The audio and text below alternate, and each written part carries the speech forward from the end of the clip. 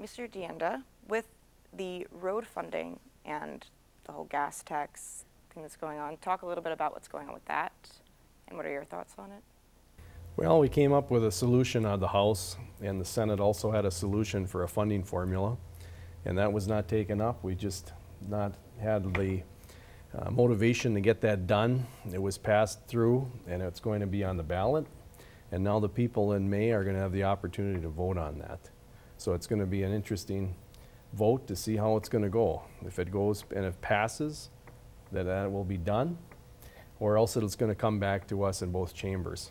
And I think then we're going to have a serious discussion. If it does not pass on the Act 51 funding formula, I think we're going to have to start taking a look at how we're running our road system in Michigan and to take a look at other issues as far as revenue sources go. I think that will be hopefully something that will be discussed very clearly after the first of the year, because I think it's an important one. The Act 51 formula is something that needs to be looked at and changed. I think that that's something that is overdue. I would add, and I supported the package that came out. Right now, when you look at gasoline, we're only putting 19 cents of that tax into transportation right now, and our 5 neighboring states are all in the mid 30-cent range. That's why their roads are so much better than ours. Then you look at education in our neighboring states, and it's better than it is in Michigan. Why? Because of the way we fund education. And so what this does is it fixes the gas tax issue so that all of the money raised from fuel taxes will go to roads, and it'll be competitive with the neighboring 5 states. By increasing the sales tax from 6 to 7, by the way, those neighboring 5 states, their average sales tax is 6.975 cents, 7 cents. So we have equity in both our fuel tax and our sales tax. Our schools are better funded. Much like our neighbors, our roads are better funded. So it really, I think, brings parity with, again, our surrounding states, but really fixes something that's just been out of whack for so many years.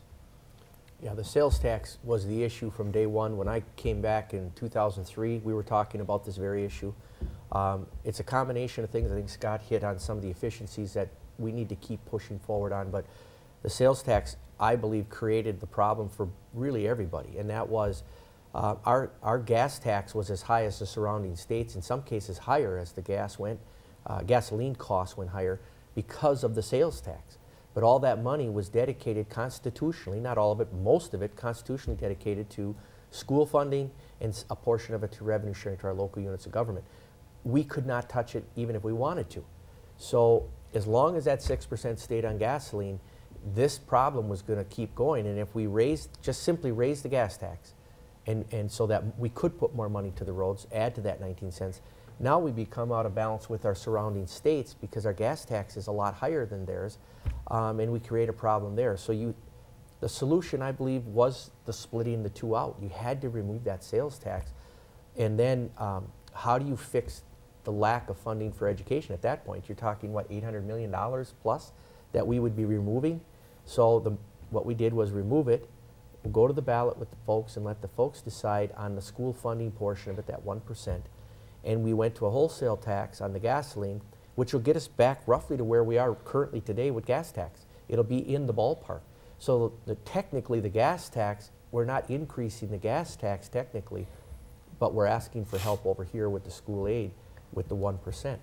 But by doing both, you just, I think, built the foundation for the future moving forward. You've taken both those issues off the table versus what we were dealing with, this convoluted sales tax, gas tax.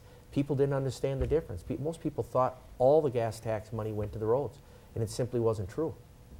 Well, let me just touch on a couple of points that I hear a lot that come up. One is, I thought the lottery money was going to education. Well, it is. Education's about $4 billion annually in this state, and the lottery net proceeds to education are about $600 million. So 6 to 7, I mean, it's in that range. So it is going to education, but it's not nearly a big enough piece of the pie. And then the other thing with, you know, they say, well, what about the existing money you're putting into, we're putting into the roads through our tax? Well, keep in mind, we're at a flat 19 cents per gallon for gasoline, 15 cents for diesel. So if fuel is $2 a gallon or $5 a gallon, it's 19 cents.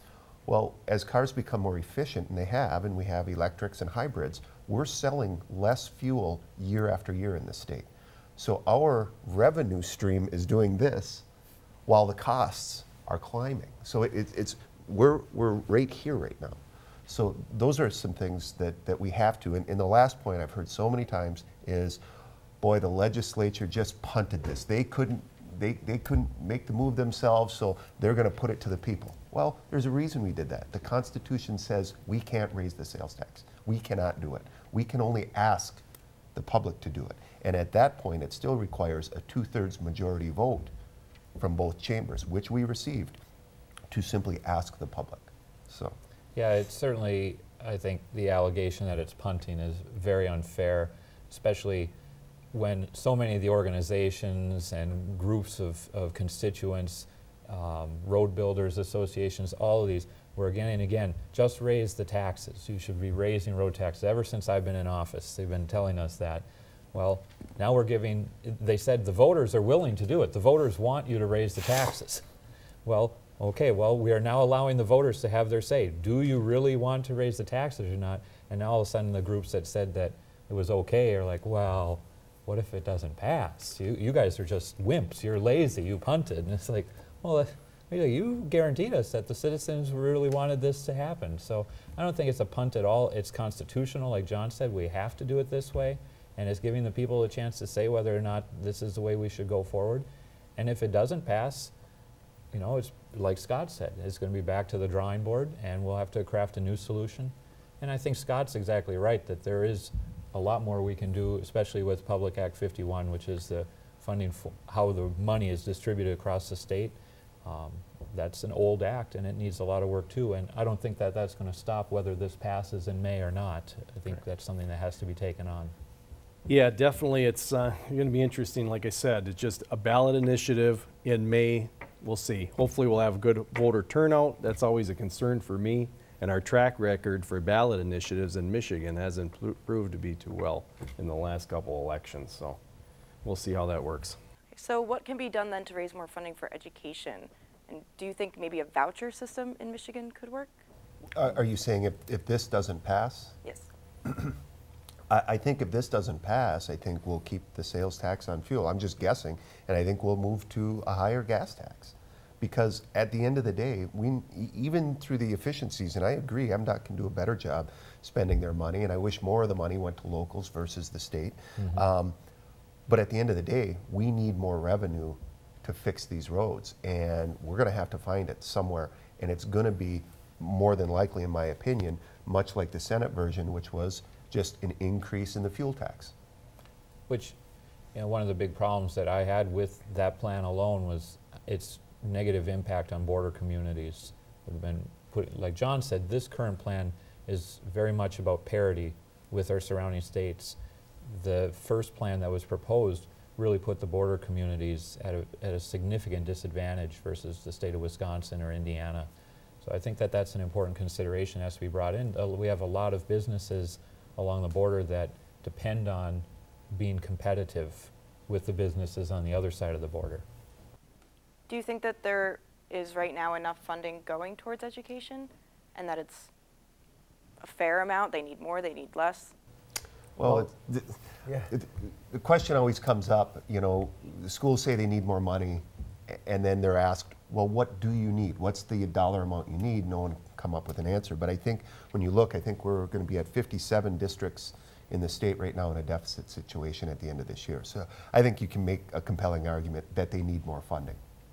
Part of the package, I'll add, that got negotiated into transportation requires that the state conduct a study now to find the true cost of education. And I think that benefits the UP because we have significantly higher transportation costs, energy costs, snow removal costs that other districts in Michigan don't have. So I think at the end of the day, that can be very beneficial to us. It's a hard statement to make because I think all of us recognize that our schools in this area could do remarkable things with more money. If they even got half of the amount that some of the higher funded schools in this state get, we know that our schools could make a dramatic use of that money and do amazing things with it. And yet, why is it that some of the schools that are already getting double that amount are doing so poorly. So I think we recognize that the answer to say, well, do they need more money is a little bit more complex than just answering a straightforward yes. There's clearly schools that are in deficit, but some of those schools in deficit are the ones getting double the amount of money that our students in the UP get. We have clearly some disadvantages in regards to transportation costs. Why are some of our schools, even here in the UP, that have almost no busing, getting the same amount of money that schools that have hundreds and hundreds of miles of busing? And they have to split that money differently. So I think there's more, in my mind, a problem with the way we calculate the formula. And I think that shows in the busing and transportation, in the heating issues. It shows in the fact of declining enrollment and how this formula really starts to fall apart for schools that are in a declining enrollment situation. They lose 5 students across 300, and that's equivalent to almost $40,000 of funding, and yet they can't just take a teacher out because they've lost 5 students across 12 grades. And so we see there's a real problem with the formula way and with a number of other issues and variables. So yeah, absolutely, more money could help, but it's a lot more complicated than just saying just pour more money into the funnel. Plus, there's a separation of the conversations we're having. The fact that we removed the 6% sales tax from gasoline creates about an $800 million hole. That lies a problem where I would say the schools cannot absorb that kind of a hit. That's too much. That's why we talk about the 1% and make them whole, pull that money in and make them whole. On the other side of the equation, when it comes to general fund, as we've seen a little bit of a bump in our economy, we have been, I think both sides of the aisle have been trying to get more money into education. The debate is over how much more, but both sides have been trying to put more in with the added economy that we've had. But they're really 2 separate issues. The sales tax on gasoline created a major hole for education that I think all of us would agree is too big of a big of a hole. You cannot just tell education to make that up. That's why the ballot initiative is in place. Well, and I guess to kind of wrap some of this up, this transportation/education funding, it's all tie-barred together. So if the ballot initiative fails in May, then all of this stuff doesn't come to fruition. This brings about $300 million annually to K-12 education a year. Additional than what they're receiving now. Adds about $100 million to local government, which they're hurting as well. It does a multitude of things, including restoring the earned income tax credit. So if you have, a family making $20,000 a year and they qualify for a $300 tax credit, I mean, that's significantly more than they're going to pay out with that additional 1%. They would have to buy $30,000 worth of taxable goods to break even in that scenario. So it's beneficial to low and moderate income people. I think it's just a very fair plan. What about the online sales tax that's in the works? How would that affect what's going on? I think that issue is really specifically designed at this point until there's a federal larger solution to deal with really burgeoning sales from large online retailers like Amazon that are making a significant impact on local retailers in our community, in our state. A lot of folks are aware of the situation where somebody comes in and does their shopping at the local store and then goes home and buys it online after they've had a chance to handle the goods at the local retailer. And the fact of the matter was, by law, all of us are supposed to be paying this tax already. When you fill out your Michigan 1040, there is a spot there to say, what sales tax do you owe for items purchased out of state that you did not pay sales tax on? By law, we're all supposed to be doing that. And Treasury's latest estimate was saying like, well, like $1 billion worth of that never got reported, because how many of us keep good records? How many of us keep receipts? And April 15th comes around and it's like, well, I don't remember how much stuff I bought in Wisconsin even. And so this was a tax that's supposed to be collected, and all we're doing now is creating a easier way for that tax to be collected. It doesn't cover all of it because it's still not possible without a federal solution. I'd compare it though to a similar situation where the state makes sure that it collects the sales tax for cars purchased out of state. When you go to Secretary of State's office, you have to report that, you have to pay that. So the state had already created kind of a auxiliary methodology in that situation, And that's pretty much what we're doing here too. So it's no new tax. It's just a tax that had been mainly forgotten or avoided by most folks over the years. And it's going to collect, I think they're saying around 30 to 50 million. 30 to 50 is So it's projected. So it's another piece, and you know the old quote, "A million here, a million there." Pretty soon you're talking real money. It's certainly in itself not enough to help education or not enough to fix the roads, but it's a component that will help contribute. And so with the issue of term limits and only being able to stay in office for a certain allotment of time, do you feel that there maybe should be longer term limits or no term limits? And does that affect maybe the level of experience people have, and by the time they really figure out what's going on, someone else comes in who has to relearn everything? What are your thoughts on that? Anyway.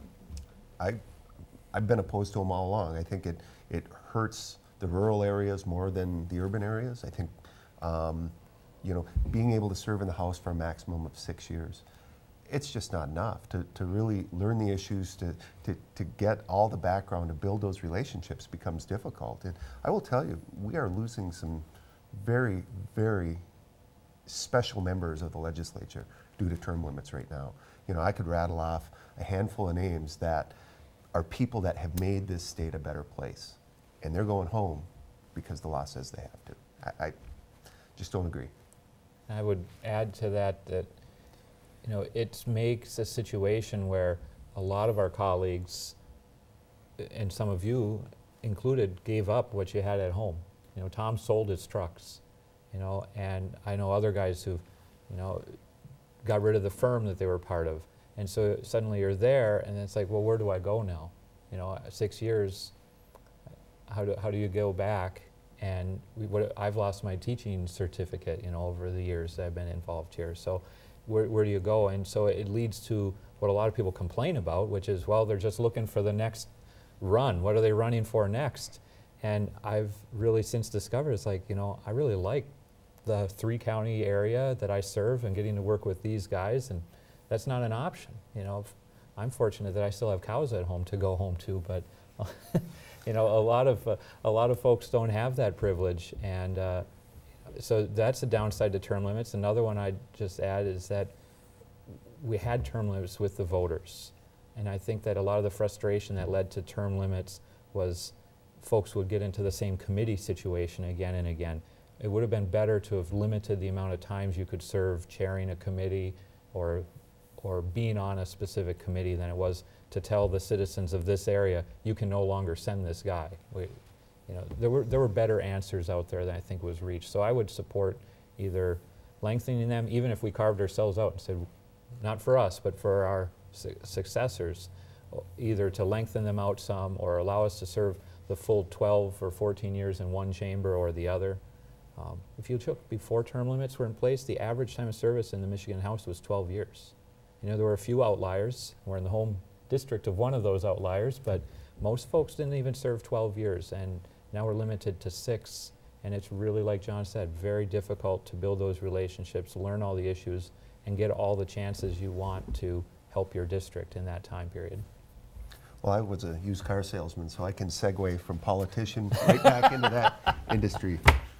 And Ed's looking for a farm help, so I'm sure he's going to have a couple openings out there.